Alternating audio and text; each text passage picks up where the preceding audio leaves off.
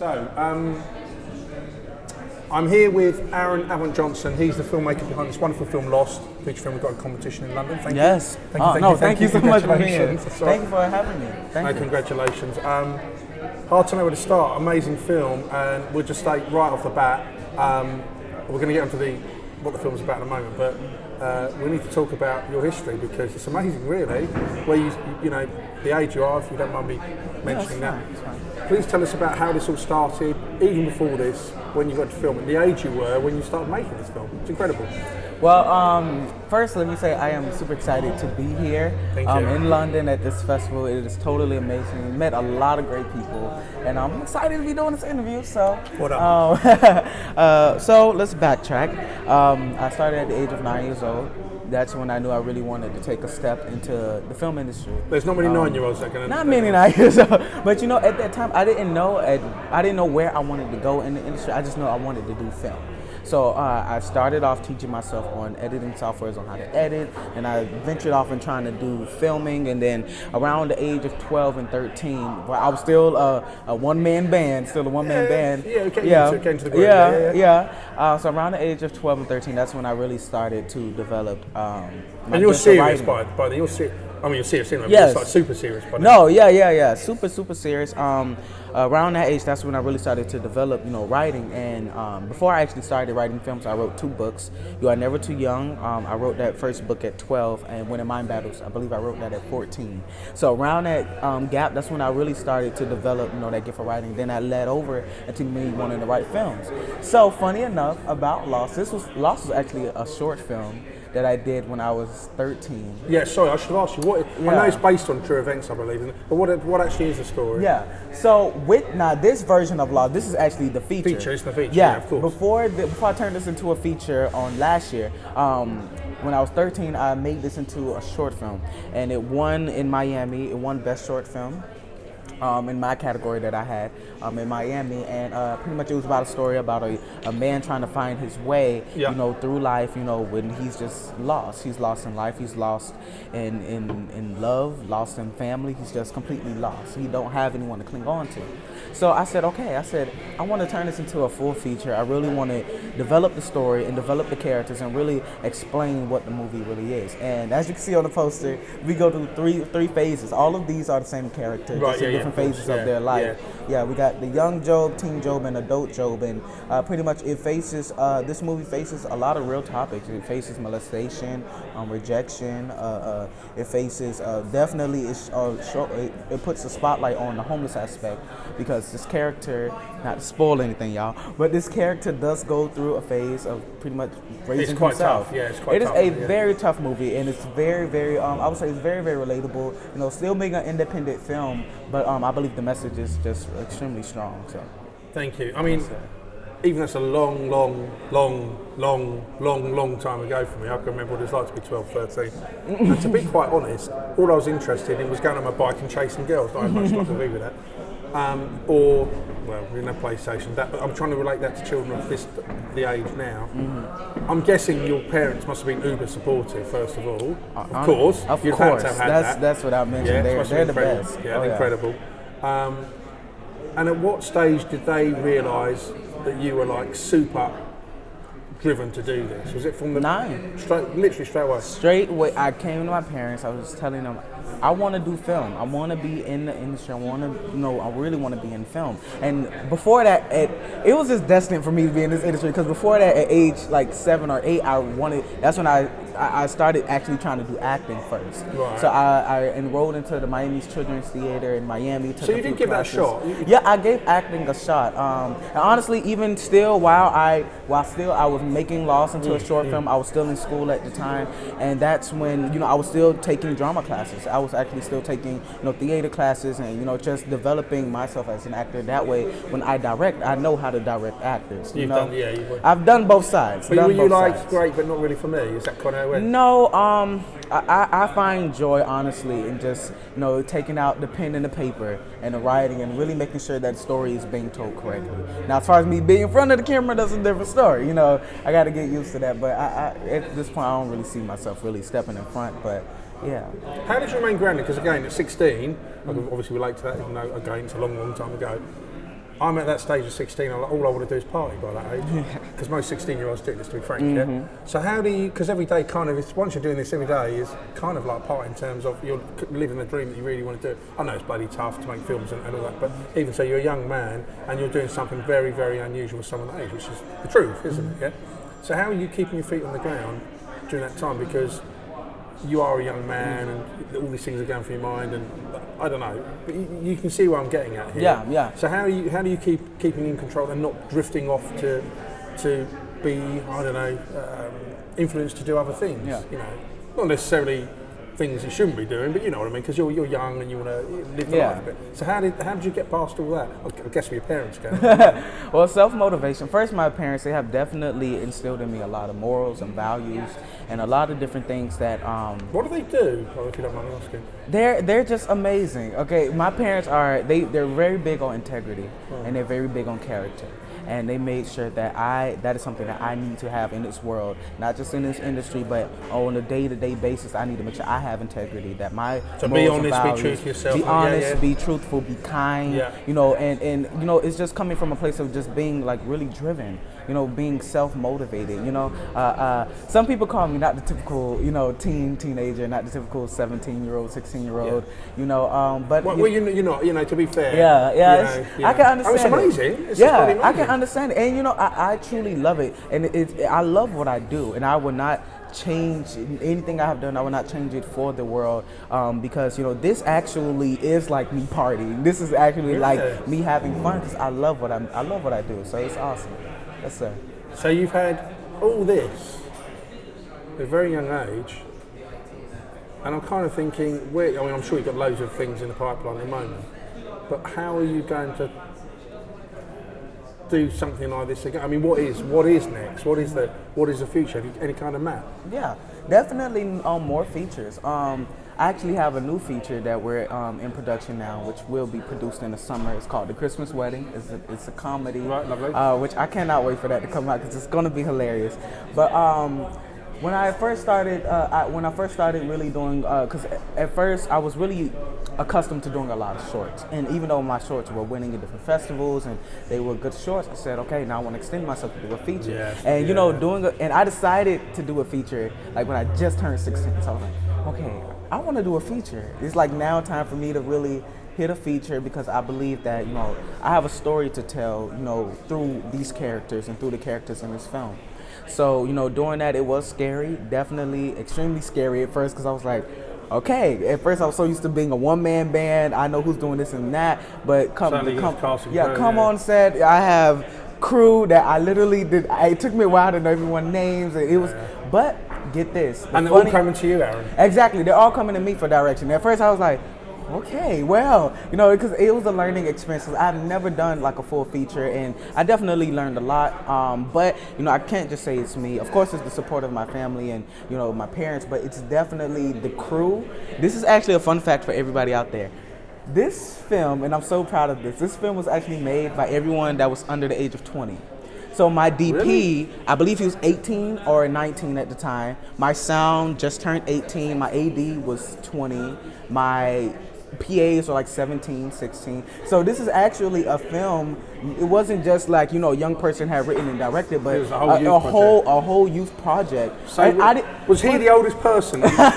No, he actually wasn't. But the funny thing is that I didn't even know everyone's age until the last day of filming. Oh, so it wasn't deliberate? It wasn't deliberate. That's what made it so, like, we was on the last location, we was wrapping up, I was going through scenes, I was going over the scenes with my AD. We're cutting it down, making sure that we done got those scenes for that location for that time. And I was sat there, I said, how old is everyone? Number one, I never asked this question, and my DP would not tell me for the life. He would not tell me at all until I actually had to go Google him. I was like, you're 18? No. And my sound was 18. Like, it was really just like, it was, I believe it came full circle, you know, to have a lot of young people work on this film. So it's pretty much, I would say, you know, this just goes to show what young people in the industry can do. So yeah. Hats off to you. Now, the arc rests on these three. Yes. Yeah? So what you've got to do is find three people. A, are really good actors, of course, but B, I've got to believe that they're all the same person. Mm-hmm. It's going to be hard. How do you do that? How many people did you see? Yeah, actually, thing is with this story is that each of these developments, whether it's child, teen to adult, Yeah. they actually, it was so crucial for me to show that throughout each stages, because he had such a hard life, that it changed him in a way. But he still had that one thing that he held on to, and that thing was actually family. And that is something that he longed for ever since he was a little kid. He longed for a family. And throughout the film and throughout his stages, that is what is really pressing with this character, with this film. But it actually goes to show that he actually changed. He became, just being so young and losing everything, losing your family, losing your sense of hope, losing the little bit of family that you did have. I'm not going to spoil the movie, but the little bit of family that you did have left, you lost that, and you pretty much raising yourself like at 12, and then go through that to be a teenager and to still live that life. It changes you a lot. So it seems like there's no light, there's no hope. But then we hit his adult stage where it seems like everything is taking a nice turn. But then everything just goes back around in a cycle all over again, which is a big shocker that happens at the end of the movie. But it's like a big cycle that goes throughout this film. So, And how many actors did you go through to find these three? Well, we actually did an open casting call. We had over 150 actors and actresses come out to audition for the film. So you would have said ages from, I don't know, 12 up to whatever it is, or whatever. Yeah, each character, we had. So for Little Job, I believe I was casting ages. I believe it was like 11 to 15. Yeah. Around that age. That's what, because I know some actors can play younger too. Yeah, of course. Yeah. So then I did the same thing for the teenage and then adult stage. So you call them little, middle, and large. Yeah, I call them Little Job, Teen Job, and Adult Job. But the funny thing is, I found everyone else except for Little Job. Oh. And Little Joe was the hardest person for me to find. So I actually we was pulling up in front of my brother's school, the same school I went to when I was still in school and doing the drama and theater and everything. So come to find out that when he was actually friends of my brother's, and he was in that same program, that same drama magnet program that I was in when I was going to the exact same school. So I told him, I said, okay, I want you to come out and audition. So he came out, he auditioned, and it was the one. Yeah. It was amazing. So I would say, believe it or not, it took us weeks to find him. I was like, you don't know how hard it was to find him. And there he was, and there he was, just like out of the blue. It was awesome. So now I know you've written this, but I believe it's based on a true event, isn't it? Well, not from anything that I know, No. but it's based on true events that I believe can relate to other people. Right, okay, right, okay. So what about putting the story together? I mean, how much of a trial and tribulation was that? Believe it or not, as far as, you mean like writing-wise or just the whole production? Well, no, writing, because I don't know. I'm guessing you went for quite a few drafts, I don't know. And I'm guessing the original vision is not the same as the end vision. Exactly.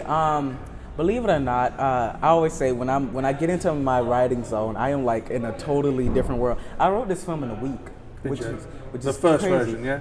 No, the final. No. I promise. The final version. I locked myself in my room for 24 hours. Total silence? Not even. I had blasting music. No. It's crazy. I had blasting music. I was blasting. And it was so depressing because my parents would walk by the room and they'll just hear this loud, depressing music. It was like, oh my gosh. It was So what kind of music were you listening to? A lot of soundtrack music. It's this short film. I believe it's called Removed. Right. About a foster child who's been removed from different families. I listened to that entire soundtrack, and that really helped me. Please tell me it wasn't. It was in repeat, constant repeat. So they heard the same strings all throughout the house. And honestly, it. I was surprised you didn't go downstairs. Your parents were like, I don't know, sort of getting ready to drink cyanide. It was a real depressing moment in my room when writing this film. So, but I actually wrote this, and I was surprised because now actually I'm writing a bigger feature now. And I said, I don't know how in the world I wrote this in a week, because I said now this feature is taking me a little bit more time to really, really get it together. But it was just taking a chance, and I believe it came out awesome. No, it's really brilliant. And was it? I know you touched on this film, this Christmas film. Yes. A bit of a difference between this, obviously, because it's a comedy. So, was it always your intention? Because it's quite a deep subject matter. Yeah. Did you fall into one comedy, or did you, in terms of, do you know what, I really want to do something a little bit light-hearted? How did that all come about? Because it's a seismic shift from this, isn't it? Well, I'm actually like a really diverse writer. Like I go into different fields, whether it's drama, comedy, or horror. I switch literally in between the three. I would say those are like my genres that I love to write in. And funny thing is, before I did Lost, I wrote an off-Broadway production, a theater stage play. I wrote Bittersweet. It was actually a comedy stage play. We had 2 shows, both of them sold out. And that's where, like, you know, I basically, you can say I wrote comedy before I wrote drama, in a way. I always think comedy is more difficult, personally. You've got to get the beat. You know? It's the timing of it and just making sure, because the thing is, like, you don't want corny comedy or cheesy comedy. You know, you want something that's really, really going to be funny within a moment. Yeah. So it is more of a challenge. I know with drama you can go really deep into some real deep things, which this movie does go into. But you know, in comedy, you know, you have to make sure that you keep a balance. And I'll say that's what, you know, this next film, The Christmas Wedding, is all about. So now, I've got to say, I mean, I've never met you, but you seem, I'm not just spinning your lunch here, but you seem utterly utterly happy and fulfilled with this film. Would I be right? I mean, Is it what you wanted it to be? I guess what I'm asking. Yes. Well, honestly, I am a perfectionist, like to the T. So you know what, I honestly, and it took me a while to really understand that, you know, some things just not going to come out the way you want them, and you know, it's just gotta take what you didn't do in the last film, or take what you could have done better, and just apply that to the new project and keep it going. You know, because I believe a director is never completely satisfied with any project. Neither is a writer. Like, you know, you have to stop the story eventually.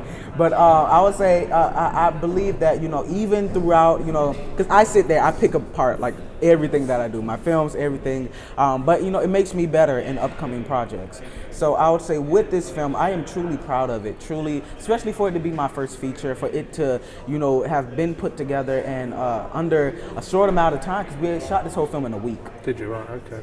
Shot this whole film in a week. Pre-production was really, really quick. And it was like, you know, I'm just extremely proud of it. You know, because the story by itself it's a really deep story, and the actors, they did amazing, and we had some very, very dark days on set, because we had some dark scenes we had to do, but yeah. And on that, so no compromises, it's pretty much the vision that you wanted. Yeah. It's pretty much the vision that I wanted. Of course, it could have been better. It could have been better. Right, it's always money and time. That's the thing. It's always money and time. That's like the big thing. And then it was a lot of things, because I have never directed a feature before. There are things in this movie that I really go back and I'll say, well, maybe I could have done that better, like directorial wise. Maybe I could have done that better. You get what I'm saying? Because it was like the first time I have directed a feature. But honestly, just like, you know, throughout all in all, this is the vision that you know, I had for this film, and I'm extremely proud of it. Aaron, that was brilliant. Well done. Thank you. Fantastic interview. Wow.